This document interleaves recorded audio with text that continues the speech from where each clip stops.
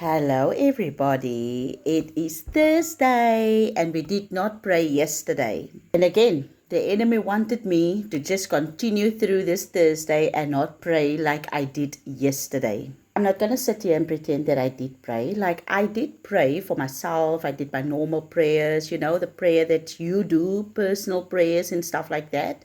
But I didn't pray on my platforms. I didn't pray the way that I set out to pray this week and said that I'm going to pray 7 days this week with you guys each and every day. And yesterday, I not forgot the day just went away with me. It was just a day and life just got lifing with me. It was like the morning I was so busy, the midday I was busy, the afternoon I was busy, the evening I was busy, and I only stopped at 9:30 p.m.ish with everything.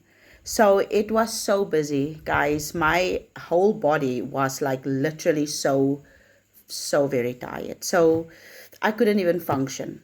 I prayed and I praised and worshiped yesterday, but I'm sorry I didn't pray on the platforms. I didn't come to the platform.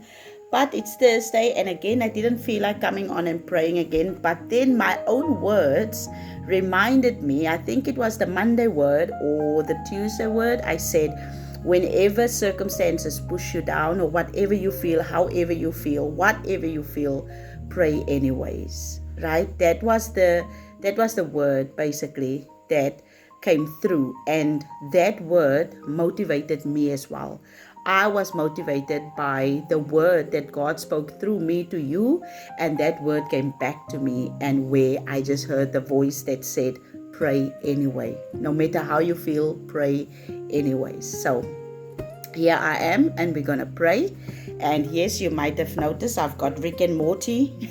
I'm wearing Rick and Morty today. This is not my own, it's my son's t-shirt. And I actually feel so good about wearing my son's t-shirt because that means that I am dropping some inches. That means that centimeters is burning down. So I could never wear my son's t-shirts, and it's actually it's fitting. So yeah, I did my hair yesterday as well. I don't know if there's more sisters out there that's with me. When you do your hair in summer and in this hot weather, then it's just a wrong move for your hair.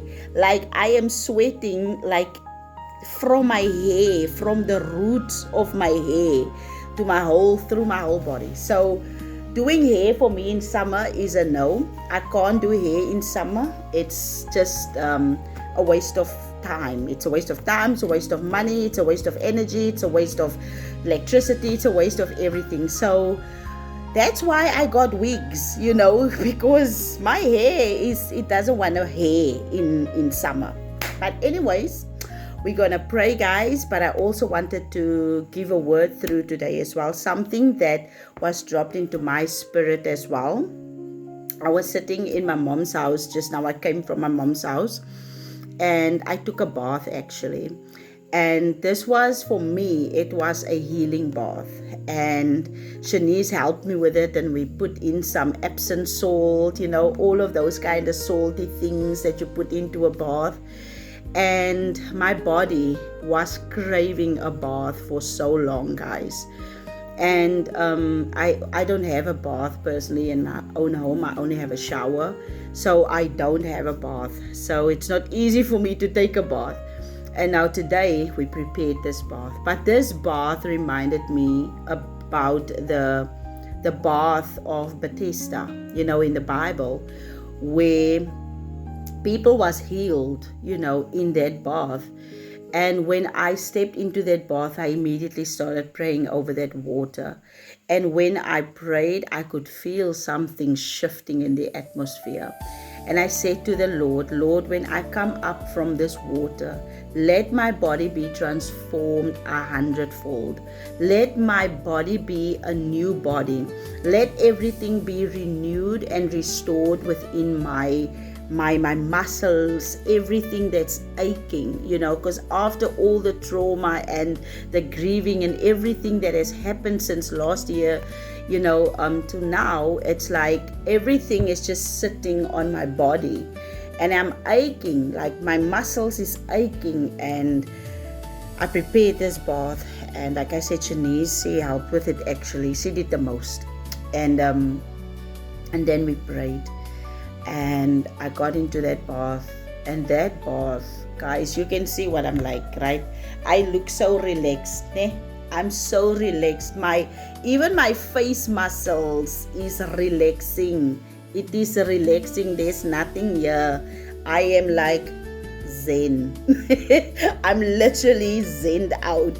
So I got up from that bath, and before I actually got up, like I was just looking up to the roof, and I spoke to God, and then I just like kind of became aware of my surroundings and aware of the fact that I'm in my mom's house.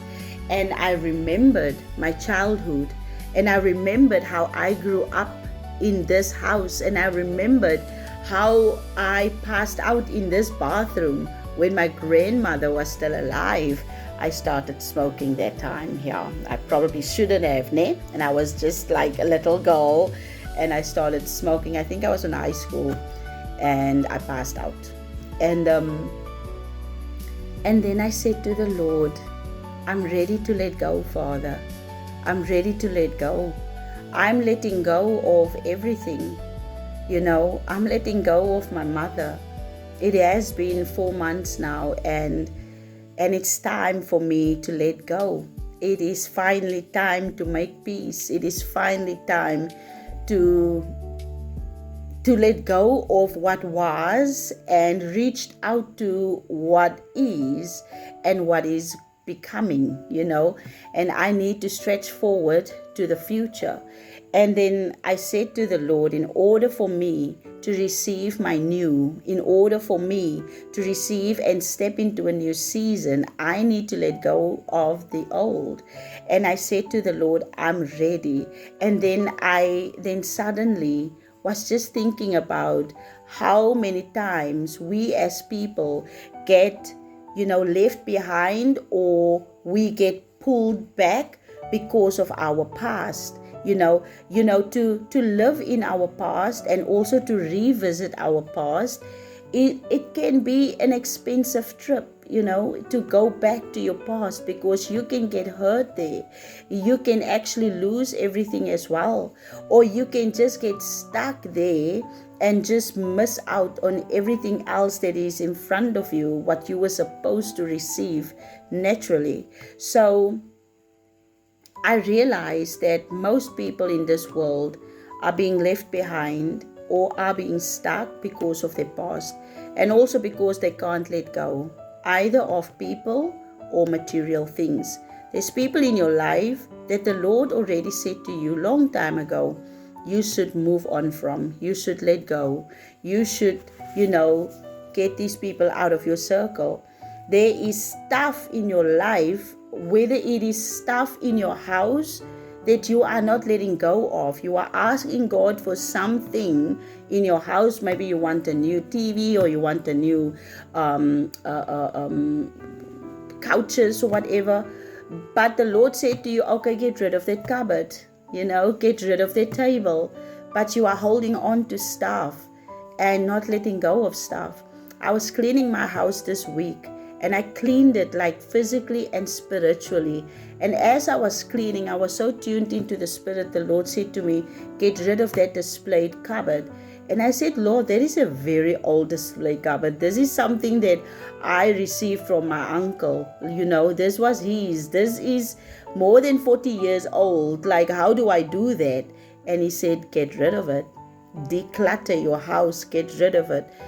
And without hesitation, because that voice said to me to do it, I did that.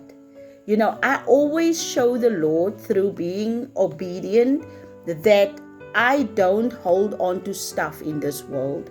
It can be a very expensive trip for you if you hold on to stuff in this world. Material things, it should not have you. You should have it, but it should not have you. And you should be able to let go of money. You should be able to let go of stuff. You should be able to let go of people, because at the end of the day, these are all material things, because you are not of this world. Remember, you are not of this world. So you should not be holding on to the things of this world, even the people, the us, the flesh, the us, the physical us. We are of this world, this physical flesh, but we are spiritual beings, not of this world. Remember that. Then there's also something that came to my mind as I was just letting go of my past, letting go of my childhood. Oh, it was very emotional, but it was so good for my soul. And I was just letting go of my mom. I was letting go of everything, the house, everything. So as I was letting go of it all, I said to the Lord, as I'm laying in this bath, I recognized a few sicknesses in my body that my mom also had. And I said to the Lord, if I'm going to let go of all these things, I'm going to let go of the generational sicknesses as well, Lord. I'm going to let go of the generational diseases as well. I'm going to break free of everything that was attached to this family that was not of you. I am a Crowley. I was a born Crowley, and I come from their roots. Amen. But I choose today not to live with the sicknesses and the diseases that they lived with. And I could feel how it just fall off me in that water. I could feel it, guys. And it was so good. If there's anything that you can do for yourself today, guys, run a bath, get some Epsom salt or just normal salt, man. Salt is very good for any aches and pains and stuff like that. Do it with intention, where you say to yourself that this is a healing bath. Take some things that can also be a healing property for you. So I know salt has got a lot of healing properties, and there's probably a lot of other stuff as well out there that you can use.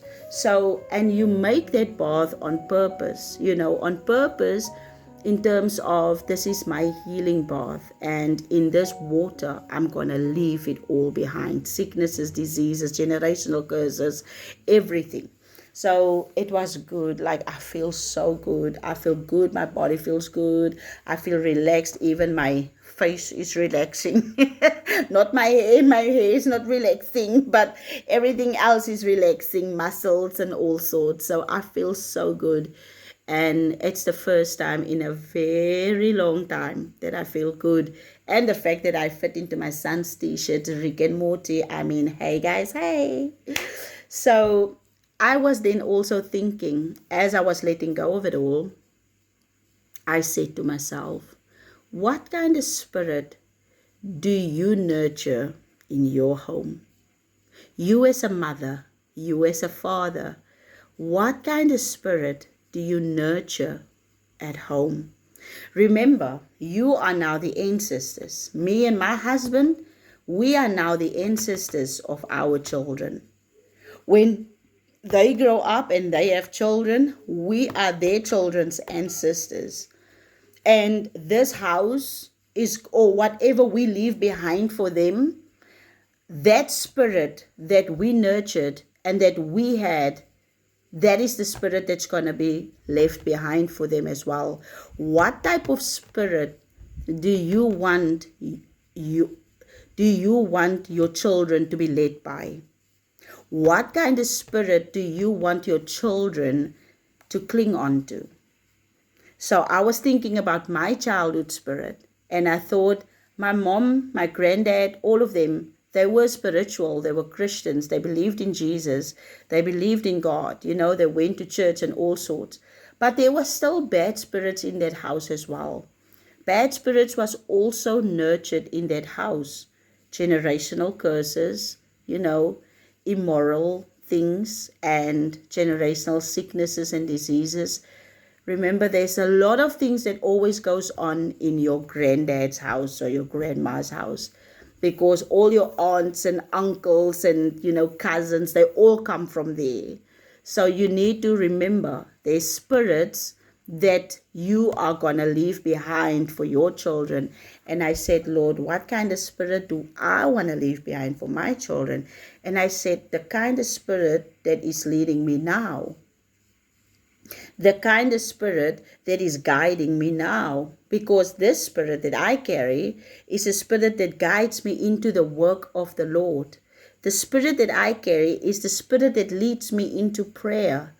The spirit that I carry is the spirit that leads me into praise and worship. The spirit that I carry is a spirit of peace and love. It's a spirit of forgiveness, a spirit of unity and not division. It's a spirit of purity and holiness, and not ungodly and unholiness. What kind of spirit do you want your children to be led by? What spirit will you leave behind? We always think about, what are we going to leave our children behind?